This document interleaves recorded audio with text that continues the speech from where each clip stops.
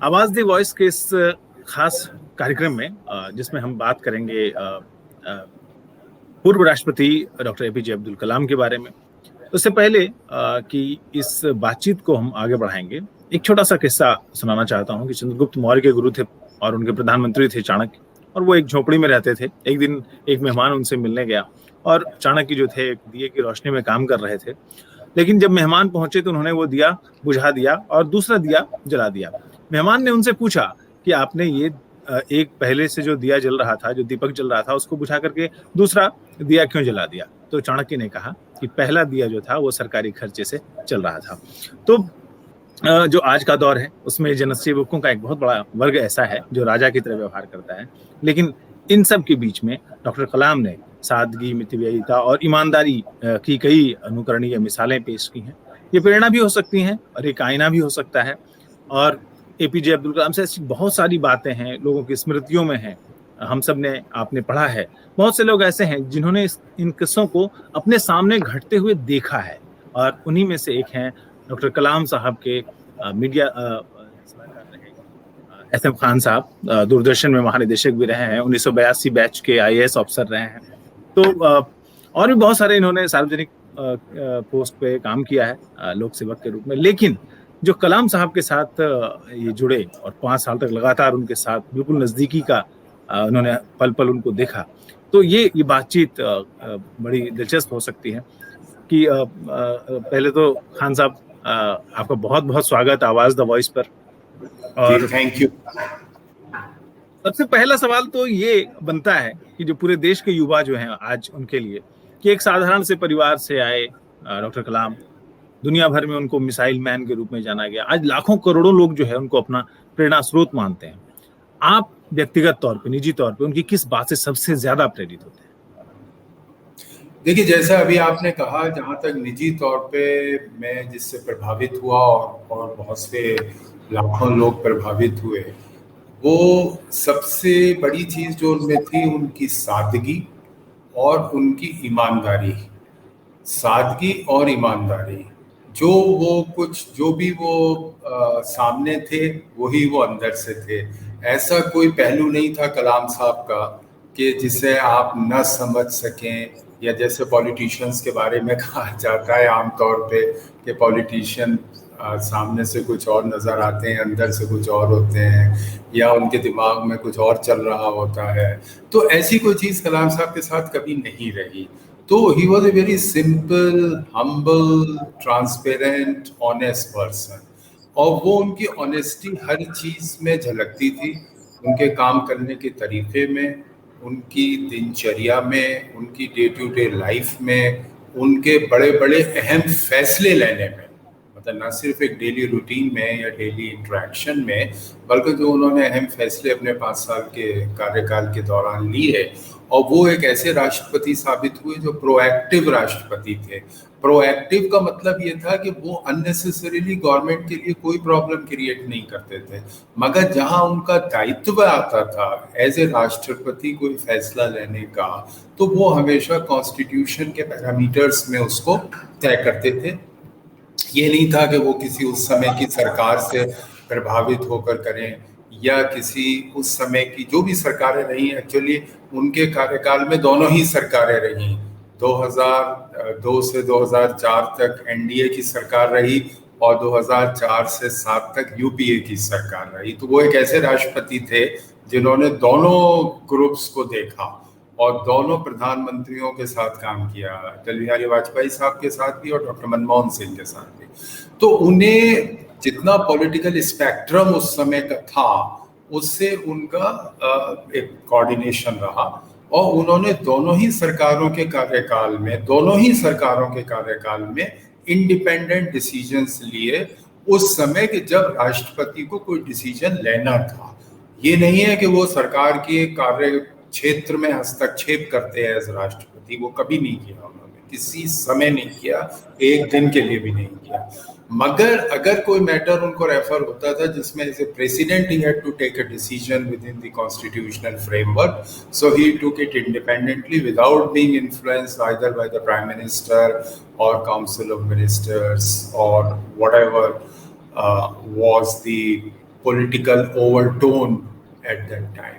तो ये सबसे बड़ी चीज़ें उनके कार्यकाल में रही जो लोग आज तक भी याद करते हैं। और बहुत से लोग तो ये कहते हैं कि हमारे लिए तो president forever is doctor Kalam. Presidents बहुत से आएंगे और आए हैं और आगे भी आएंगे, मगर बहुत से लोग अभी भी ये कहते हैं कि for us president Kalam is the president for ever. बहुत से जर्नलिस्ट कहते हैं, मुझसे मिलते हैं, उस समय भी कहा करते थे कि हम तो राष्ट्रपति कलाम साहब की एक ऐसी प्रतिभा छोड़कर गए हैं कि हम तो राष्ट्रपति के रूप में हमेशा वही हमारे एक आइडियल रहेंगे। ऐसा भी हम लोगों ने बहुत जगह पढ़ा है कि जब राष्ट्रपति बने कलाम साहब तो सिर्फ वो राष्ट्रपति भवन जब आए तो सिर्फ 2 सूटकेस लेकर के आए थे। ये जानना चाहेंगे हम सभी कि वो 2 सूटकेस ये बिल्कुल सही है। एक्चुअली क्या था कि जब राष्ट्रपति कलाम राष्ट्रपति बने तो उस समय वो अन्ना यूनिवर्सिटी है चेन्नई में, वहाँ वो प्रोफेसर एमेरिटस थे, क्योंकि जब उनका कार्यकाल scientific adviser to the government of India and scientific adviser to the prime minister, वो उनका जो लास्ट कार्यकाल था सरकार में, वो scientific adviser to the prime minister थे in the rank of a cabinet minister. और उस समय Shri Atal Bihari Vajpayee was the prime minister. उससे पहले ही वो scientific adviser to the defence ministry, director DRDO, director DRDA, all those kinds of scientific postings. तो जब उनका कार्यकाल समाप्त हुआ तो उसके बाद वो अन्ना यूनिवर्सिटी चले गए। वहाँ अन्ना यूनिवर्सिटी से उनका पहले से काफ़ी संपर्क था। उन्होंने उनके लिए एक special chair as a professor emeritus create करी और वो वहाँ पढ़ाने लगे। बल्कि जब उनके पास राष्ट्रपति प्रधानमंत्री का फोन पहुँचा कि हम सब पॉलिटिकल पार्टीज का ये इरादा है कि आपको राष्ट्रपति बनाया जाए, तो वो उस समय भी अन्ना यूनिवर्सिटी में क्लास ले रहे थे। और जब वाइस चांसलर, मोबाइल तो उनके पास होता नहीं था जब वाइस चांसलर अन्ना यूनिवर्सिटी के पास फोन पहुंचा कि प्रधानमंत्री उनसे बात करना चाहते हैं, तो उनको वो मैसेज उनके लेक्चर के दौरान दिया गया और उन्होंने कहा कि ठीक है, मैं वापस लेक्चर ख़त्म करके मैं बात करूँगा। तो वो फिर वाइस चांसलर के दफ्तर में आए और उन्होंने वाजपेयी जी से बात करी एंड रेस्ट इज हिस्ट्री। जहाँ तक 2 सूटकेस का सवाल है, तो वो अन्ना यूनिवर्सिटी के गेस्ट हाउस में रहा करते थे उस समय, कुछ महीनों से वहाँ रह रहे थे। और उसके बाद जब वो यहाँ नामांकन पत्र भरने आए, तो वो पहले जब वो दिल्ली में रहते थे तो वो DRDO का गेस्ट हाउस है एशियाड विलेज में, वो वहाँ रहा करते थे। एक्चुअली पूरी जिंदगी में, क्योंकि वो हमेशा बताया करते थे, वो कभी किसी प्रॉपर मकान में या किसी रेजिडेंस में नहीं रहे। He always stayed throughout his life in a guest house. जब वो त्रिवेंद्रम में थे ISRO में, इसरो में, तो जब वो इसरो के गेस्ट हाउस में रहते थे। जब वो हैदराबाद में उनकी पोस्टिंग हुई, DRDO की लैब थी, मिसाइल डेवलपमेंट प्रोग्राम जब देखते थे, तो वो उसके गेस्ट हाउस में रहते थे। जब दिल्ली आए तो थ्रू आउट वो कई साल तक DRDO के गेस्ट हाउस में रहे, क्योंकि उनकी कोई फैमिली नहीं थी, इमीडिएट फैमिली, तो उनके पास कोई सामान ही नहीं था। मतलब ऐसा व्यक्ति मैंने कोई देखा नहीं है कि he did not own anything, any material thing in this world he did not own. उनके पास कोई मकान नहीं था, उनके पास कोई दुकान नहीं थी, उनके पास कोई प्लॉट नहीं था, उनके पास कोई फ्रिज नहीं था, टेलीविजन नहीं था, उनके पास कुछ भी नहीं था। लाइक घरेलू सामान कुछ नहीं था, क्योंकि वो कभी उन्होंने घर उस तरह से बसाया ही नहीं, हमेशा गेस्ट हाउस में रहे, कोई फर्नीचर नहीं था।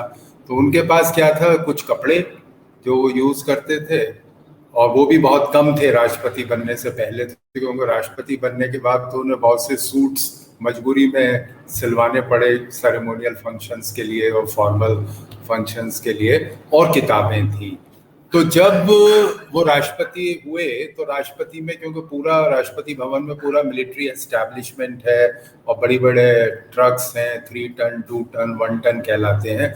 तो जब वो राष्ट्रपति हुए तो वो वहाँ के मिलिट्री सेक्रेटरी ने अपने ऑफिसर को भेजा कि भाई उनका सामान ले आइए DRDO गेस्ट हाउस से जाके या जहाँ भी हो। तो वो आ गए, तो वो कलाम साहब से मिले। कलाम साहब ने कहा भाई मेरे पास तो कोई सामान ही नहीं है, मेरे पास तो 2 सूटकेस हैं, वो तो कार में चले जाएंगे, और कुछ किताबें ज़रूर हैं वो आपको पैक करनी होंगी और उसको आप किसी व्हीकल में किताबों को आप मेरी पहुंचा दें कार्टन बना के, और बाकी मेरे पास सिर्फ 2 सूटकेस हैं। तो जब वो राष्ट्रपति भवन में रहे, एक मैं और आपको किस्सा सुना दूं कि 5 साल फिर वो रहे राष्ट्रपति भवन में। तो उसके बाद जब उनका कार्यकाल समाप्त हुआ 25 जुलाई 2007 को, तो एक हमने उनका प्रोग्राम, बहुत दिन से इंडिया इस्लामिक कल्चरल सेंटर की रिक्वेस्ट थी राष्ट्रपति के को बुलाने की, जो लोधी रोड पर है। इंडिया इस्लामिक कल्चरल सेंटर आपने देखा होगा लोधी गार्डन के पास, और इंडिया इंटरनेशनल सेंटर के बराबर। तो वहाँ की रिक्वेस्ट थी, मैं भी वहाँ का मेंबर था, अभी भी हूँ।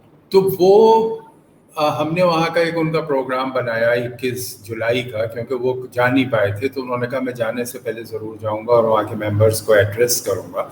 And that was his last public meeting in Delhi before demitting office as president of India, because that was 21st जुलाई, और 25 जुलाई को उनका कार्यकाल समाप्त हो गया। तो उन्होंने वहाँ ये ऐलान किया अपनी स्पीच में कि भाई मैं 2 सूटकेस लेकर राष्ट्रपति भवन आया था और मैं 2 सूटकेस लेकर ही वापस जा रहा हूँ। मैंने उसमें कोई एडिशन नहीं किया है। मेरी किताबें जरूर बढ़ गई हैं इस पीरियड में 5 साल में, और कोई चीज नहीं बढ़ी है। और if you permit I will take back those books. वो लोगों से if you permit I will take back those books. तो बाकी मेरे जो 2 सूटकेस हैं वो वही रहेंगे, कोई तीसरा सूटकेस उसमें ऐड नहीं हुआ है, या कोई बड़े बड़े कार्टन्स या बड़े चीजें उसमें ऐड नहीं हुई हैं। I am going back with my 2 suitcases and my books. तो ये पोजीशन। पूरे राजनीतिक जीवन में कलाम साहब ने सिर्फ 2 छुट्टियां ली। वो क्या किस्सा था? कौन कौन सी छुट्टियां ली थी? वो एक्चुअली एक बार तो उनकी सिस्टर की बेटी की शादी थी, और वो उन्होंने अपनी सिस्टर से कमिटमेंट किया हुआ था कि मैं उनकी बेटी की शादी में रामेश्वरम ज़रूर पहुंचूंगा। बल्कि उसकी एक और वो है कि उस समय वो मिसाइल डेवलपमेंट प्रोग्राम में बहुत बिजी थे, और वेंकट रमन साहब उस समय रक्षा मंत्री थे, आर वेंकट रमन, जो बाद में राष्ट्रपति भी हुए। तो उनके साथ मीटिंग थी उस मिसाइल डेवलपमेंट प्रोग्राम के बारे में, और वो कुछ और अमाउंट सैंक्शन कराना चाहते थे डिफेंस मिनिस्टर से उस मिसाइल डेवलपमेंट प्रोग्राम के लिए। उस समय वो हैदराबाद में पोस्टेड थे।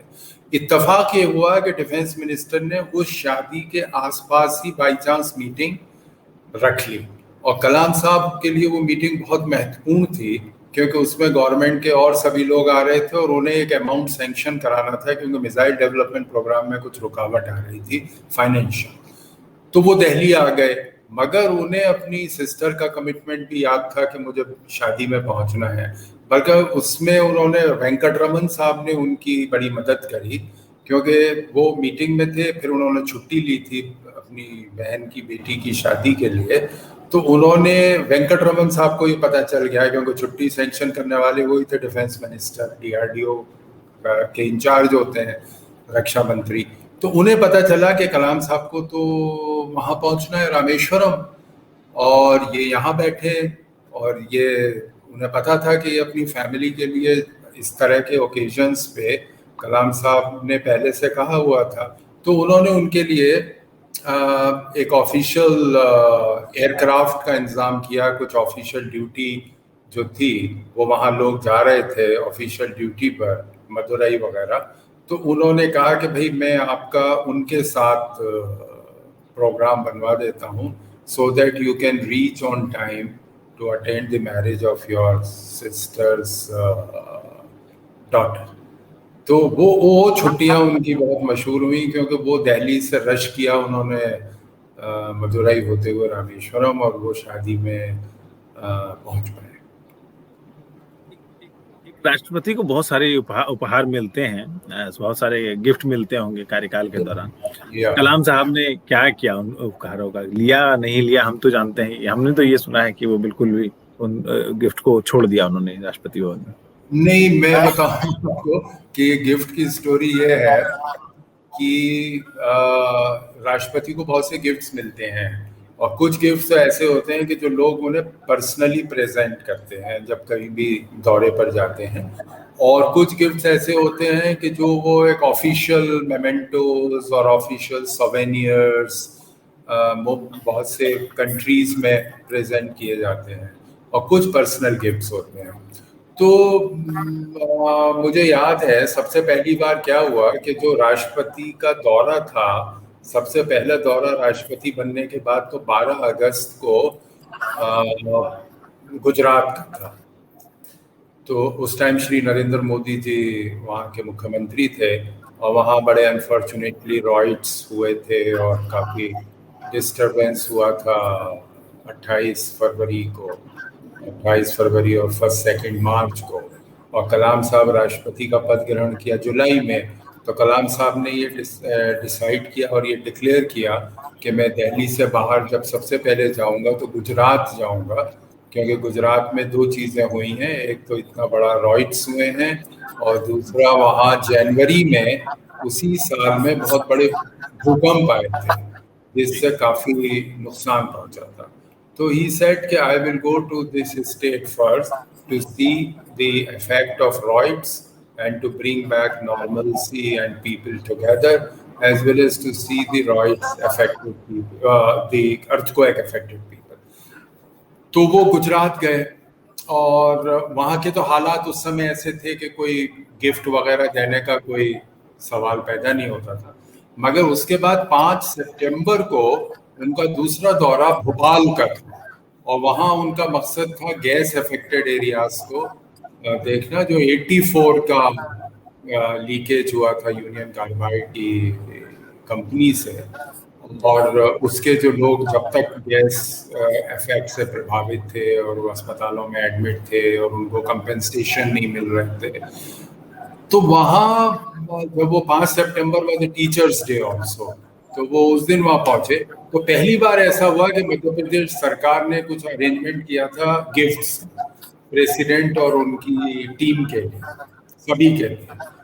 तो पहली बार वो एनकाउंटर हुआ उनका गिफ्ट्स के साथ, और उन्होंने मना किया मुख्यमंत्री को कि मैं कोई गिफ्ट वगैरह नहीं लूंगा जब तक कि कोई बहुत एसेंशियली गवर्नमेंट टू गवर्नमेंट कोई ऐसी गिफ्ट हो। वो नॉर्मली होती है व्हेन यू गो अब्रॉड, कि हिंदुस्तान के लिए कोई मुल्क कोई गिफ्ट देना चाहे तो वो तो लेनी पड़ेगी, अदरवाइज वो डिप्लोमेटिक शिष्टाचार के खिलाफ हो जाएगा। मगर अपने कंट्री में ही कोई सेंस नहीं है, कोई ज़रूरी भी नहीं है।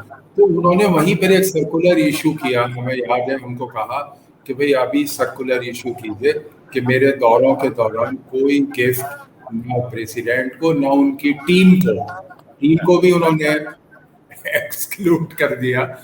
तो टीम को भी गिफ्ट मिलने बंद हो गए। पहले राष्ट्रपति की टीम को काफी गिफ्ट्स मिला करते थे, तो हम लोगों को भी 5 साल में कोई गिफ्ट्स वगैरह नहीं मिले, क्योंकि उन्होंने तभी 5 सितंबर को भोपाल के दौरे के दौरान ही उन्होंने वहाँ सर्कुलर एक इशू कराया राष्ट्रपति भवन सचिवालय से कि राष्ट्रपति के दौरों के दौरान उनको उनकी टीम को कोई भेंट ना दी जाए। राष्ट्रपति will not accept unless it is very strictly for the government purpose. तो जो गवर्नमेंट पर्पस से उन्हें गिफ्ट्स मिले उसको वो आकर राष्ट्रपति भवन में डिपॉजिट कर देते थे, और पर्सनली अपने कोई गिफ्ट उन्होंने कभी नहीं स्वीकार नहीं किए। एक किस्सा ये भी है कि जब परवेज मुशर्रफ साहब जो 2005 में भारत आए थे, तब उन्होंने तब के जो प्रधानमंत्री थे मनमोहन सिंह, उनके साथ साथ कलाम साहब से मुलाकात की थी, और उस मुलाकात में 30 मिनट तक लेक्चर दिया था कलाम साहब ने, क्योंकि लोगों ने कहा कि भाई आपको कश्मीर का मुद्दा उठाएंगे मुशर्रफ साहब। तो वो जो 30 मिनट का लेक्चर, वो क्या वाकया है? नहीं, एक्चुअली क्या हुआ, मैं भी मौजूद था उसमें, और मैंने अपनी किताब जो लिखी है the people's president APJ Abdul Kalam, उसमें भी उसका वर्णन किया है उसका जिक्र किया है कि उस मीटिंग में ये था कि मुशर्रफ साहब कश्मीर का मुद्दा उठाएंगे और बातें करेंगे। तो उन्होंने शुरू में ये कहा कि भाई मुशर्रफ साहब, I am not going to talk to you about Kashmir और एनीथिंग, क्योंकि वो कश्मीर का मसला आधे घंटे में तो कोई सॉल्व होगा नहीं, और वो आप गवर्नमेंट लेवल पे आपकी बातचीत जो भी है वो चली रही है। मैं इंटरेस्टेड हूँ हिंदुस्तान और पाकिस्तान की गरीबी को दूर करने में, और हिंदुस्तान और पाकिस्तान में एक ही प्रॉब्लम है, गरीबी की, और जो लोग हमारे पीछे रह गए हैं उनको ऊपर उठाने की। तो मैंने एक पावर पॉइंट प्रेजेंटेशन तैयार किया है कि हिंदुस्तान और पाकिस्तान मिलकर कैसे गरीबी से लड़ सकते हैं। तो उन्होंने आधे घंटे उनको वो स्लाइड्स का पावर पॉइंट प्रेजेंटेशन दिखाया कि आप और हम मिलकर क्या कर सकते हैं इस सब कॉन्टिनेंट की गरीबी को दूर करने के लिए। तो उसके बाद मुशर्रफ साहब ने कहा, उनका एक सेंटेंस था कि India is lucky to have a scientist president like you, और वो बहुत प्रभावित हुए और उन्होंने उसकी कॉपी ले गए। वो उन्होंने फिर ये कहा कि सर मुझे इसकी कॉपी आप दे दें। तो हम लोगों ने कॉपी अरेंज करी उस पावर पॉइंट प्रेजेंटेशन की, and that was presented to president Musharraf by president Kalam. So the whole lecture was based on how to fight poverty jointly in this subcontinent. तो एक और ऐसे ही छोटे छोटे किस्से हम सुनना चाहेंगे आपसे, क्योंकि बड़े दिलचस्प वाक़े हैं। केरल एक बार गए थे, तो उनके पहले मेहमान वहां पर एक जूता बनाने वाले थे, ऐसा हमने कहीं पढ़ा है। Yes. ढाबे के मालिक थे, वो क्या? वो ये था कि एक्चुअली मैं बता रहा था ना कि उनकी पूरी जिंदगी या तो होटलों में गुजरी या गेस्ट हाउसेस में गुजरी। तो जब उनकी पोस्टिंग हुई इसरो में, तिरुवनंतपुरम में, जो रॉकेट लॉन्चिंग सेंटर है और रॉकेट डेवलपमेंट सेंटर है, उनका एक बहुत लंबा अरसा शुरू में पोस्टिंग का वहाँ रहा। इसलिए वो हमेशा ये कहा करते थे कि Kerala is my second home, क्योंकि वो सबसे ज़्यादा केरला में रहे, दिल्ली और केरला मेनली, और रामेश्वरम में तो he was born and brought up. तो वो जिस होटल में शुरू में ठहरे थे, काफ़ी मतलब कोई शायद 1 साल से ज़्यादा वो होटल में रहे, जब तक कि गेस्ट हाउस का कमरा उनको नहीं मिला वहाँ पर थुम्बा में। थुम्बा त्रिवेंद्रम से तकरीबन 20-25 किलोमीटर है। तो वो त्रिवेंद्रम से थुम्बा जाया करते थे डेली, जब तक कि उन्हें थुम्बा में गेस्ट हाउस में रूम नहीं मिला शुरू में। तो वहाँ उनके होटल के नीचे कोई मोची बैठा करते थे एक, तो उससे उनकी अक्सर बातचीत होती थी। और वो क्योंकि कलाम साहब अधिकतर लेदर के चप्पल पहना करते थे उस जमाने में, मतलब वो शू का इस्तेमाल बहुत कम करते थे। और केरला का वेदर भी ऐसा है कि उसमें कोई ठंड तो ज़्यादा होती नहीं है कि आप सॉक्स और शू पहने। तो he used to wear leather slippers. तो वो ये कहा करते थे, उन्होंने अपनी बुक में भी लिखा है कि वो अक्सर टूट जाता था चप्पल, और ज़्यादा चप्पल उनके पास थे नहीं, 1-2 रहे होंगे। तो वो हमेशा उस मोची से उसको ठीक कराया करते थे, और जब ठीक कराते थे तो उसके पास रुकते थे, उससे बातचीत भी करते थे। तो वो उन्हें याद था। तो वो अब वो अच्छी एज के हो गए थे वो साहब, और तो वो अब वो काम तो नहीं करते थे। तो जब वो त्रिवेंद्रम पहुंचे तो उन्होंने राजभवन में उनको बुलाया, और जिस ढाबे पे खाना खाया करते थे उसी होटल के पास, कभी होटल में खाते थे, कभी वो, क्योंकि साउथ इंडियन खाना उनको बहुत पसंद था, that was his most favourite food, idli, dosa, sambar, vada, वो उनकी फेवरेट डिशेस थी, राइस, कर्ड। तो वो कभी कभी वो उस ढाबे पे खाना खाने जाया करते थे। तो वो भी उन्हें याद था, तो उनको भी उन्होंने इनवाइट किया, उन मोची को भी इनवाइट किया, and they were really very happy to meet him. एक और किस्सा है कि डीआरडीओ की दीवारों पे कांच के टुकड़े लगवाने से, सुरक्षा के लिए शायद लगवाने की बात थी, वो भी मना कर दिया था कलाम साहब ने। हाँ, वो उन्होंने मना कर दिया तो बिल्कुल सही है, क्योंकि वो उन्होंने कहा था कि इससे लोग इंजर हो सकते हैं, इसलिए कोई तरीका ऐसा अपनाया जाए सिक्योरिटी का कि कोई जाने अनजाने में किसी को कोई नुकसान ना पहुंचे। तो जैसे अक्सर क्या होता है कि जो सिक्योरिटी वाइटल इंस्टॉलेशंस होती हैं, इसमें कांच के टुकड़े या कहीं कहीं तो बहुत इम्पोर्टेंट इंस्टॉलेशंस होती हैं उसमें अब तो शायद पता नहीं मुझे अब वो प्रैक्टिस है या नहीं, इलेक्ट्रिक करंट तक की बात हुआ करती थी कि बोर्ड लगा दीजिए कि यहाँ पे इलेक्ट्रिक करंट है और जिससे लोग उसमें एंटर ना हो पाए। तो ये सब चीज़ों के उन्होंने मना कर दिया था कि भाई इससे लोग हर्ट हो सकते हैं, इसलिए आप ये सब चीज़ें ना करें, we will maintain security otherwise.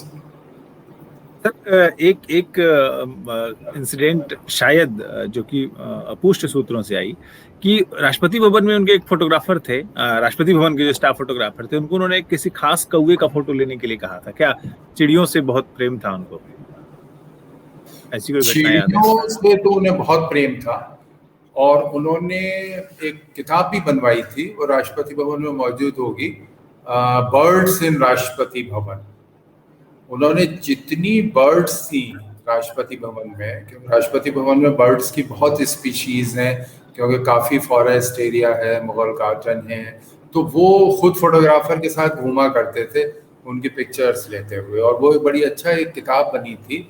वो कभी मौका लगे तो आप देखिएगा, राष्ट्रपति भवन की लाइब्रेरी में मौजूद है, बर्ड्स इन राष्ट्रपति भवन। और उन्होंने एक, मुझे उनका नाम याद नहीं आ रहा है, एक एक्सपर्ट को बुलाया था और वो शायद बॉम्बे से आए थे, वो नेचुरल हिस्ट्री सोसाइटी से थे या किसी और संस्थान से थे। उनको राष्ट्रपति भवन में बुलाया था कि आप आइडेंटिफाई करने में मदद करें, क्योंकि आम आदमी तो आइडेंटिफाई नहीं कर सकता वेरियस काइंड्स ऑफ बर्ड्स को। तो एक बर्ड स्पेशलिस्ट थे, उनको उन्होंने बुलाया था और उनको तकरीबन 15-20 दिन राष्ट्रपति भवन में एज ए गेस्ट रखा था, और उनके साथ खुद भी जाया करते थे 1-2-3 और बैठे रहते थे डिफरेंट प्लेसेस पर, और उन वो वहाँ की जो बर्ड्स हैं राष्ट्रपति भवन की, उनको आइडेंटिफाई किया और फिर उनका डॉक्यूमेंटेशन कराया in the form of a book.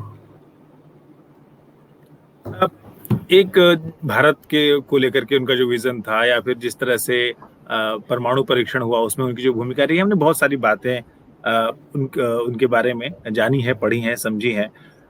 संगीत के बारे में जानना चाहते हैं। हमने कहीं सुना कि वो वीणा बजाया करते थे, संगीत को लेकर के कैसा प्रेम था? हाँ, उनको ये था कि शुरू से ही, मतलब वो तो बहुत पहले से ही रहा होगा एज ए साइंटिस्ट, वो हमेशा ये कहा करते थे कि मैं अपने जो भी मुझे टाइम मिलता है उसमें आई प्ले वीणा, और वो वीणा भी लेकर आए थे 2 सूटकेसेस के साथ। His rudra veena was also with him which came to Rashtrapati Bhavan, और फिर उसको वापस भी ले गए। उसी वीणा को वो प्ले किया करते थे whenever he used to get time. तो उन्हें म्यूजिक में काफ़ी लगाव था, कर्नाटक म्यूजिक से बहुत वो एसोसिएटेड थे, और वो अक्सर जब कभी भी खाली टाइम होता था तो कर्नाटक म्यूजिक के रिकॉर्डिंग्स, खासतौर से एम.एस. सुब्बुलक्ष्मी का जो म्यूजिक था उनको बहुत पसंद था।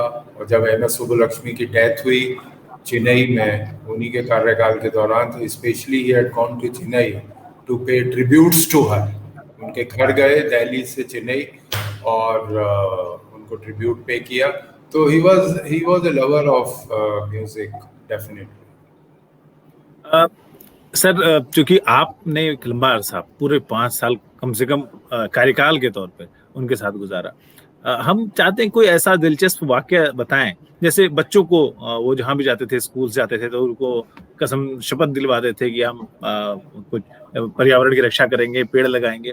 ऐसा कोई दिलचस्प वाकया हो जो हम पूछ नहीं पा रहे हैं और आप बताना चाहें जिसके बारे में, जिसका जिक्र बड़ा जरूरी हो आज के बच्चों में? तो आपने बहुत अच्छे उनके एनेक्डोट्स आपकी नॉलेज में है जो आपने मुझसे पूछे, मगर उनके बहुत हैं। मतलब we can talk and talk for hours about that. जहाँ तक उनका स्टूडेंट्स के साथ एक कनेक्ट था, वो तो मिलना बहुत मुश्किल है। मुझे नहीं मिला कि किसी वर्ल्ड पॉलिटिकल लीडर का इतना ज़बरदस्त कनेक्ट स्टूडेंट्स के साथ हो, और जो स्टूडेंट्स के चेहरे पर रौनक आ जाती थी उनको देखते ही।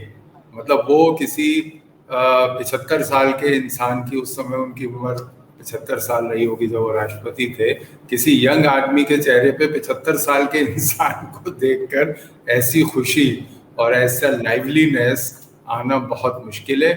तो वो हमेशा सबसे पहले तो ये था कि वो स्टूडेंट से बहुत लंबी वार्तालाप करते थे जब राष्ट्रपति थे, जब भी और उसके बाद भी, और वो एक एक घंटे 1.5 घंटे ग्रुप ऑफ स्टूडेंट से बातचीत करते थे, दुनिया के हर मसले पर करते थे, उनकी लाइफ पे करते थे, उनके क्या एम्बिशंस हैं, how to achieve those ambitions. तो उसमें जो मुझे याद आ रहा है, और वो बड़े ह्यूमरस वे में भी करते थे। एक बार किसी स्टूडेंट ने उनसे श्रीहरिकोटा में ये पूछा कि सर अबाउट, क्योंकि वो बच्चों से कहते थे कि आप क्वेश्चंस पूछिए, और बड़े और कई बच्चे बड़े अच्छे इंटेलिजेंट क्वेश्चंस उनको पूछते थे और वो उनके बड़े अच्छे रिप्लाई देते थे, और कभी बड़े ह्यूमरस वे में रिप्लाई देते थे। तो वहाँ एक बच्चे ने उनसे पूछा कि सर पॉपुलेशन इतनी बढ़ गई है, population is the main problem of India, and how India will develop if population keep on increasing like this. तो सबसे पहले तो उन्होंने कहा कि look, I have not added to this problem.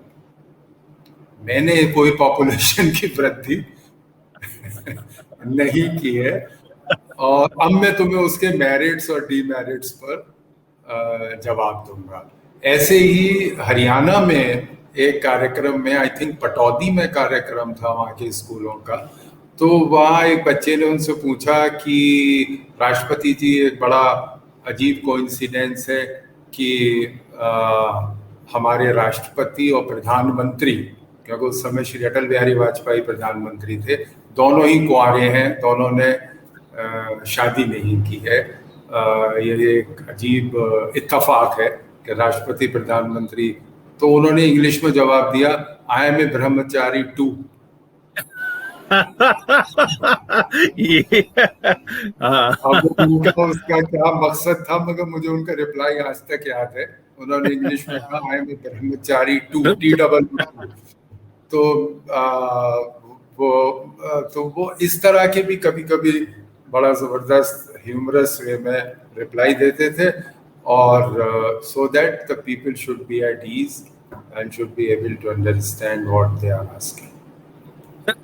एक आखिरी सवाल, कलाम साहब की कई भूमिकाएं हम सब जानते हैं, वैज्ञानिक के तौर पर, रक्षा मंत्री के सलाहकार के तौर पर, या राष्ट्रपति के तौर पर, तो जाहिर है। और तो उनको अपनी सबसे अच्छी भूमिका कौन सी लगती थी? कौन सी भूमिका में रहना सबसे ज्यादा पसंद था? टीचर की भूमिका में, वैज्ञानिक की भूमिका में, कौन सी भूमिका? एक्चुअली मैं उनका ही रिप्लाई है जो हमेशा उन्होंने दिया है और बहुत से प्रोग्राम्स में दिया है। वो हमेशा ये कहते थे कि मुझे टीचर की भूमिका सबसे पसंद आई, और मैं हमेशा टीचर रहना चाहूँगा, क्योंकि इसीलिए उन्होंने राष्ट्रपति के बाद भी, जब राष्ट्रपति पद समाप्त हुआ, कार्यकाल समाप्त हुआ, उसके बाद भी उनका मिशन वही था, स्कूल्स और कॉलेजेस में, यूनिवर्सिटीज़ में पढ़ाना, और वो जगह जगह जाके लेक्चर्स देते थे। He was associated with at least 20 universities. और ये देखिए कि उनकी इच्छा कैसे पूरी हुई, क्योंकि he always wanted to be a teacher. कि जब उनकी डेथ हुई, आपको पता ही है कैसे हुई, कि he was going to address the students of IIM Shillong, क्योंकि वो हमेशा टीचर की भूमिका उन्हें पसंद थी। तो वो टीचर की भूमिका में ही उन्होंने आखिरी सांस लिया। और जब वो शिलोंग पहुँचे, और शिलोंग में उस दिन क्या हुआ, जिस दिन उनका अंतिम दिन था इस दुनिया में, कि वो सुबह, उनका शाम को प्रोग्राम था, शिलोंग IIM में लेक्चर था, और इत्तेफाक ये था कि ये 27 जुलाई थी, जो अब आज का दिन है, 27 जुलाई 2015। और मैं उनसे मिला था, मेरी लास्ट मीटिंग उनसे हुई 24 जुलाई 2015 को, 3 दिन पहले मैं उनसे मिलने गया 10 राजा जी मार्ग पे। एक्चुअली क्या था कि उसी साल में 19 या 20 जुलाई को ईद थी, तो ईद उल फितर के दिन मैं उनसे मिलने जाया करता था, और वैसे भी मिलता रहता था, मगर अगर वो दिल्ली में होते थे तो ईद के दिन भी मैं ज़रूर मिलने जाता था, और वैसे भी महीने में 3 या 4 बार मैं बाद में भी उनसे हमेशा मिलता रहता था, और डिस्कशंस होते रहते थे। तो वो 19-20 को, उस साल में जुलाई में, वो दिल्ली में नहीं थे। He was in Tamil Nadu in various tours and programs. तो मैंने उनके PA को कहा हुआ था कि जब भी वो आ जाएं तो मुझे बता देना, आई विल कम एंड पे माय रेस्पेक्ट्स टू हिम। तो he called me on 24 July his PA mister Ghanshyam Sharma कि सर आपको अभी बुला रहे हैं और वो इस समय खाली है और वो आपसे मिलना चाह रहे हैं। ये बात थी 3 बजे की, मैं अपने दफ्तर जा रहा था, तो मैं फौरन डाइवर्ट हो गया। और अगर उस समय डाइवर्ट ना होता तो शायद मेरी मुलाकात फिर हो ही नहीं पाती, क्योंकि 27 July was his last day in this world. तो मैं पहुंच गया, तो उस समय मुझे उन्होंने ऊपर बुला लिया अपनी स्टडी में, तो वो शिलोंग वाले लेक्चर की तैयारी कर रहे थे, उसका पावर पॉइंट प्रेजेंटेशन और स्क्रीन पर वो देख रहे थे, उनके दोनों पीए बैठे हुए थे।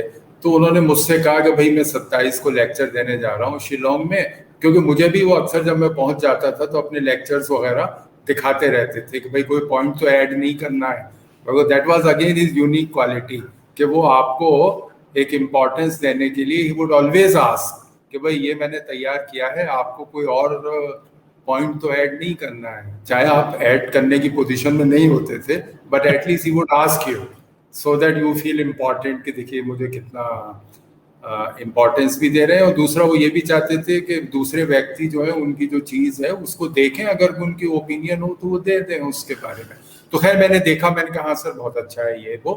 उसके बाद मैं आ गया और कोई करीब 40 मिनट मेरी उनसे बातचीत हुई, फिर उनके पीए भी उठ के चले गए, फिर 1-on-1 मेरी बातचीत होती रही, बहुत सी बातें हुई जो मैंने अपनी किताब में भी लिखी हैं। उसके बाद that was my last meeting with him on 24 जुलाई, और मैं फिर नीचे आ गया, फिर वो भी नीचे आ गए, वो वॉक करने के लिए जा रहे थे। वो अक्सर बड़े ऑड टाइमिंग्स में वॉक किया करते थे, 4 बज रहे थे उस time, but he was going to walk and it was July, you can see how much humid it would have been. तो वो मगर उनके वॉक के कोई टाइमिंग्स नहीं होते थे, कभी 4 बजे कर रहे हैं, कभी 11 बजे कर रहे हैं सुबह को, कभी लेट नाइट कर रहे हैं, तो इस तरह के उनके वॉक टाइमिंग्स थे, कोई फिक्स टाइमिंग्स नहीं। They used to walk every day but on very odd timings, जो हम लोगों को का या आप नॉर्मली जैसे people go in morning for walk या इवनिंग, तो उनके अपने अलग ही सिस्टम था। तो वो उसी लेक्चर को देने 27 को गए, और उस दिन 27 को सुबह को वो दिल्ली से गुवाहाटी पहुंचे। गुवाहाटी से रुके नहीं, गुवाहाटी में 1 घंटे भी, एयरपोर्ट से सीधे शिलोंग, और जो माउंटेनियस टेरन है गुवाहाटी से शिलोंग का 3 घंटे का रास्ता, पहाड़ी रास्ता है आधे से ज़्यादा, उस पर गए। फिर वहाँ के गवर्नर उनका वेट कर रहे थे चाय के लिए।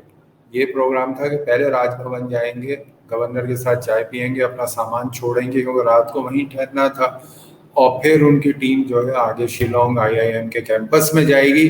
मगर क्योंकि लेट हो रहे थे तो उन्होंने कहा कि स्टूडेंट्स वेट कर रहे होंगे, 6 बजे लेक्चर था, मैं ऑलरेडी लेट हूँ, तो he went straight to IIM Shillong without going to governor's place. और वहाँ गए और उनका सब लेक्चर तैयार हुआ, students, the hall was filled with students. He came on the podium, he came, started saying that friends, आमतौर पे स्टूडेंट्स को फ्रेंड्स कहा करते थे, फ्रेंड्स, आई विल स्पीक, उनका जो टॉपिक था उस दिन के लेक्चर का, I will speak on how to make this planet earth more livable. मतलब that was the topic of his lecture that day, which he had chosen and which he had prepared, how to make this planet Earth more livable। मतलब हम कैसे इस धरती को और रहने योग्य बना सकते हैं। वो ये उन्होंने लेक्चर शुरू किया है, and he collapsed on the dais and passed away. तो this was his interest in teaching, you see. और खुदा ने भी, भगवान ने उनकी वो बात सुनी, और वो उसी भूमिका में उन्होंने अंतिम सांस लिया। So he took his last breath as a teacher. एक ऐसे महापुरुष के बारे में हम बात कर रहे हैं जिन्होंने अपने हिस्से की जो जिम्मेदारी थी वो हर तरह से वैज्ञानिक के तौर पर, शिक्षक के तौर पर, राष्ट्रपति के तौर पर निभाई है। अब हम सब की जिम्मेदारी ये है, जैसा खान साहब से हमने एक लंबी बातचीत की, बहुत दिलचस्प वाकया, उनका आखिरी दिन का भी पूरा ब्यौरा हमने सुना उनसे। अब हम सब की जिम्मेदारी है, पूरे हिंदुस्तान के सभी लोगों की, कि हर घर से एक कलाम तो निकले, वैज्ञानिक के तौर पर भी निकले या शिक्षक के तौर पर निकले, एक अच्छा, ईमानदार, सादगी भरा नेता निकले। हम सबको पूरे देश में हर घर से कलाम निकलने का इंतजार है। बहुत बहुत शुक्रिया खान साहब, आपने बहुत अपना कीमती वक्त हमारे साथ दिया है। और हमारे दर्शकों को कि अगर आपको कलाम साहब के बारे में और भी कुछ जानकारी नहीं, हमारे कमेंट बॉक्स में आप अगर सवाल करेंगे तो उनका जवाब। शुक्रिया मंजीत, बहुत अच्छा डिस्कशन आपके साथ हुआ। एंड आपका बिल्कुल कहना सही है, घर घर से कलाम निकलेगा तो देश के लिए वो बहुत बड़ा कंट्रीब्यूशन है। Thank you very much sir. Thank you.